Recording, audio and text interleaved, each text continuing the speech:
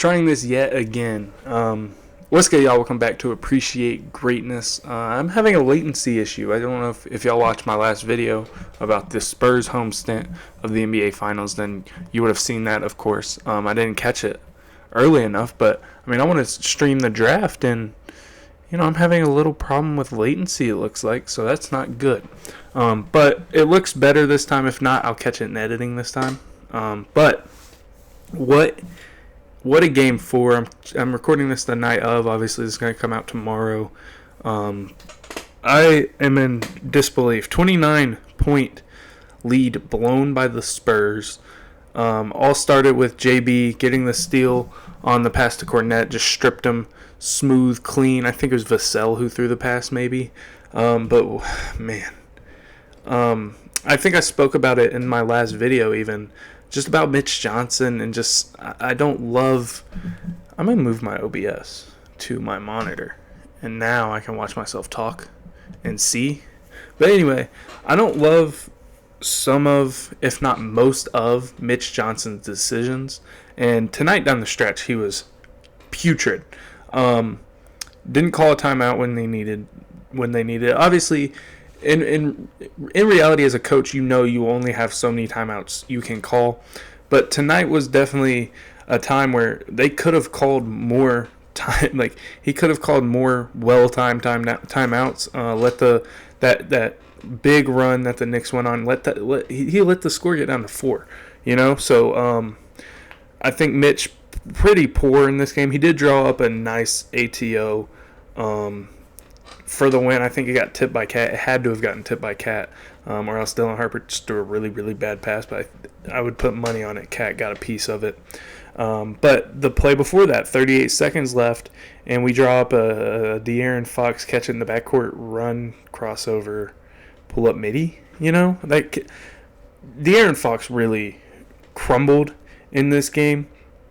A little bit of the same last game as well. Tonight he was. We're loading. Hold on. Tonight he was 6 for 16, 4 for 9 from 3, 7 assists, 4 turnovers. I think 3 of those turnovers were in the fourth quarter, if I'm not mistaken. 2 of them at least. Just some really bad basketball from De'Aaron Fox tonight. Really lost him the game. Obviously, went up for that layup late in the game. He had 44 touches in the second half. Credit Caitlin Cooper for that. 44 touches. Obviously, the most by the Spurs when you only have about 44 to 50 possessions per half. In those 44 possessions, and you think of De'Aaron Fox as a very quick guy, only 5 of those touches got into the paint. Again, credit Caitlin Cooper for this.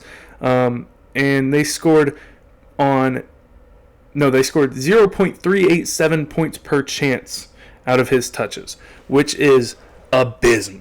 It's abysmal. That's so excruciatingly bad.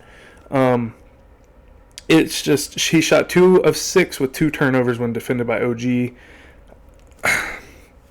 was just some really, really poor decision making from the guy who is the only guy with playoff experience coming into this whole thing. Wemby tonight, I'm never going to discredit a star guy for unloading the clip, emptying the clip. But it was another one of those fourth quarters where they really needed him to just make a shot. And he did, but he only made 1. He might have made 2. But they needed him to make a bigger impact in the fourth quarter. Steph Castle was bad tonight. He normally you can count on him for attacking those small matchups. I think the Knicks have done a really good job of taking away the small matchup. He got Alvarado twice. Did he get free throws both times, I believe? Got free throws both times. Also, game-saving putback attempt and free throws drawn on the Fox miss with 38 seconds left. Steph Castle in the end of the game I thought was very, very good, especially defensively. Jalen Brunson obviously stepping up, hitting shots. OG was fantastic. I thought this was going to be a whole different thing. I thought I had my notes ready for me to say this is what the Knicks haven't done well. Collapsing way too much early.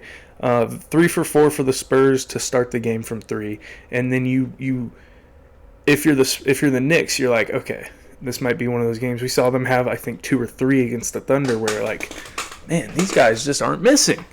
And if you're the Knicks, you kind of just kept collapsing, and letting Devin Vassell get his 3 balls off, letting Julian Champagnie get his 3s off. I'm okay with letting Dylan Harper get some off, but he was 3 for 6, and I think he was getting some pretty bad closeouts still.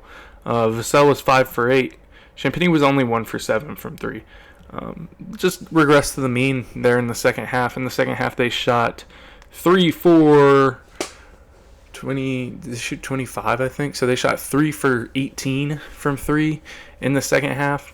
But again, I think a lot of, even though De'Aaron was really bad, I think a lot of this is on Mitch Johnson. Just poor decision making on his part, poor timeout management, poor play design, poor offensive.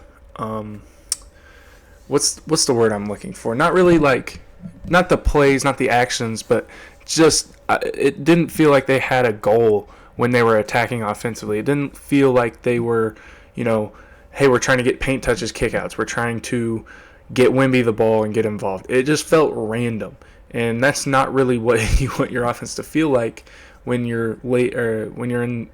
I was gonna say late in the season, but you're in the damn NBA Finals. And for the Knicks, it was the exact opposite there in the second half. It felt like, hey, every time down, we want Jalen Brunson to touch the ball, and if he gets doubled, if he drives, kick out, we'll keep moving, and that's what they did. OG had a phenomenal night. That guy is maybe a top 20 player in the NBA. He's unbelievable. I think Cat deserves all the credit in the world, but tonight he just looked so disengaged in the fourth. I think all 4 of these games he's looked disengaged in the fourth quarter. Needs to be better. Obviously got 2 quick foul calls, but it can't change the way the game goes for him as much as it did.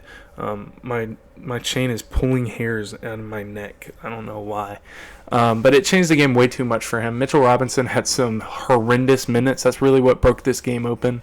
Wemby's a flagrant away from being suspended. What a series. 3-1 going back to San Antonio. I have San Antonio for that one. I think they're going to win that one, and then it's hard.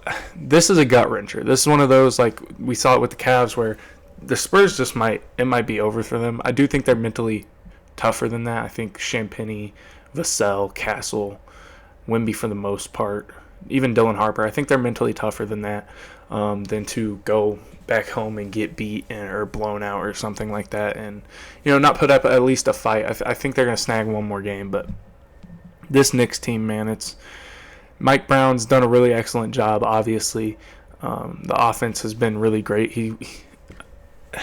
I want Cat to be more involved still. I think Cat sets screens, especially when Wemby's his main assignment. Cat will immediately go set a screen. Wemby will switch or do something, and Wemby will turn into a roamer, and Cat will have like Steph Castle or Devin Vassell or Julian Champagnie guarding him. And he doesn't just take those guys, walk those guys down to the paint and get the ball to the wing and throw it into Cat and let him go. And they're just not doing that enough. And I thought it was going to cost them 2 straight games. Didn't cost them this game, clearly, but you're going to have a game where OG's not 7 for 9 from 3. You're going to have a game where even like Jalen Brunson was 12 for 25, 3 for 7 from 3. He had 36 and played 44 minutes. Jose Alvarado hit 2 threes, and one of those was from like 28 feet. You're going to have these games where the threes aren't falling as much for certain guys, or those corner threes, whatever, and you have to get Cat the ball, and you have to get him more involved. That's my biggest thing for the Knicks. Just get Cat more involved, and Cat himself has to be more aggressive. Getting into the post. There was a fly or something on my desk. But for the Spurs, I don't know where you go. I said that last episode. I don't know where you go. I still don't. I think it's. Oh, the other thing, the obvious thing with Mitch Johnson that I haven't mentioned yet is, again, De'Aaron Fox minutes late. Sure, whatever. It's fine with me. But Dylan Harper has to be in the game, especially when he has a game like this. Even last game, when he was 5 for 18, you have to close with Dylan Harper. He's the most poised, under control guard you have. He's the best dribbler, best handler, the least turnover. He's the most turnover repellent. He's not going to turn the ball over. He's got to be in the game. I feel bad for Devin Vassell. He was excellent. I feel like he's probably been the best Spur all series, to be honest. Just the most consistent game in, game out. He's been elite. But yeah, I don't like any of the actions that the Spurs get into. I don't like how they use Wemby off ball. And I don't like, it's hard for me to talk about it because it's been a season-long thing. I think I talked about it, the Thunder Spurs video, I talked about it in the first video for the finals. Now I'm talking about it in the second. So that's 3 videos of like, we got to figure out, and you can't just install stuff. You're not just going to start, it's a mosquito. It's scaring me. You're not just going to start running like pin downs for Wemby in the middle of the NBA finals. I just don't see that happening. I don't see them changing that much. So they have a problem to think about this offseason, but really all they can do is just continue to come in game in, game out, hope Wemby makes shots, because there's nothing that they haven't set themselves up well enough to make X's and O's changes that are going to win them games. I thought that nothing changed from Game 2 to Game 3. This isn't like the Thunder series where Mitch Johnson and Mark Daigneault are kind of dueling with the clipboards, and I think Mark Daigneault kind of over-adjusted himself, and Mitch Johnson kind of chilled a little bit, and that's kind of what costed the Thunder. But also they didn't have 2 of their best ball handlers, but that's that is what it is. But yeah, obviously you go more straight up on Jalen Brunson today. He dominated. He was awesome. That's probably the best game of Jalen Brunson's career, especially when you think about just the circumstances. Played 44 minutes. Cat, second best player, first best player, whatever you want to call them. They're all so good. Jalen Brunson, Cat, and OG are probably just tied, man. They're all just unbelievable. Such a big part of this team. But obviously Cat goes out early, and it was just the Jalen Brunson show, just probing. That's the only word I have for it, probing. I even tweeted about that. He's got a really good pound, and then it gets small between. I don't know if I wish I could do it right here. I wish I had a basketball and I could just boom, boom. It's beautiful. He's got the best pound tween I've ever seen in my life. And yeah, Game 4 was the best game I've ever seen in my life. But again, I think if you're the Knicks, Game 5, focus on getting Cat the ball. Focus on getting him touches in the post more. And then obviously Jalen Brunson, go hoop, man. Keep doing what you're doing. OG's been fantastic. And if you're the Spurs, play Dylan Harper every minute you can. Play Wemby every minute you can. And play Devin Vassell every minute you can. I think those 3.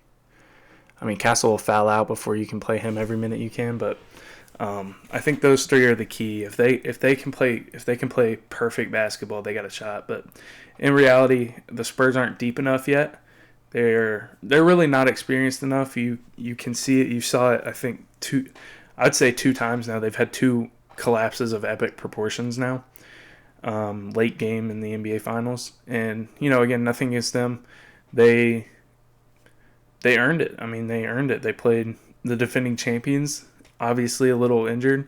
They played a really good Timberwolves team that had been to 2 or 3 straight Western Conference Finals and beat them. And obviously, Ant was banged up a little bit, but he came back. He was great. Obviously, no DDV, Dante DiVincenzo, but and then beating Portland with no Dame, I guess. I don't know. But, definitely,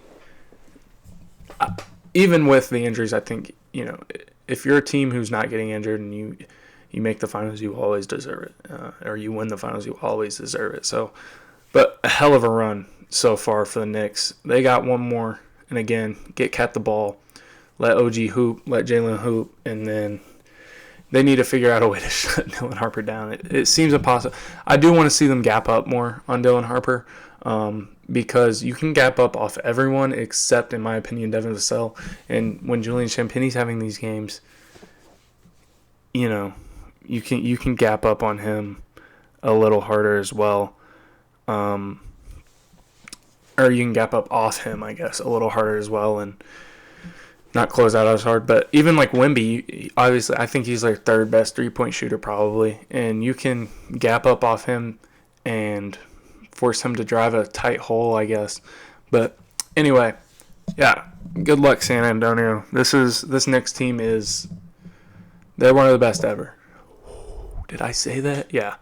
I really think they are. I mean, they've dominated this finals run, or this playoff run. Dominated. I mean, I don't know if you can say dominated, but they've been incredible this finals run. Whew. What a series, man. Hopefully it goes like 6 or 7. Goodbye. I'm sorry. Peace.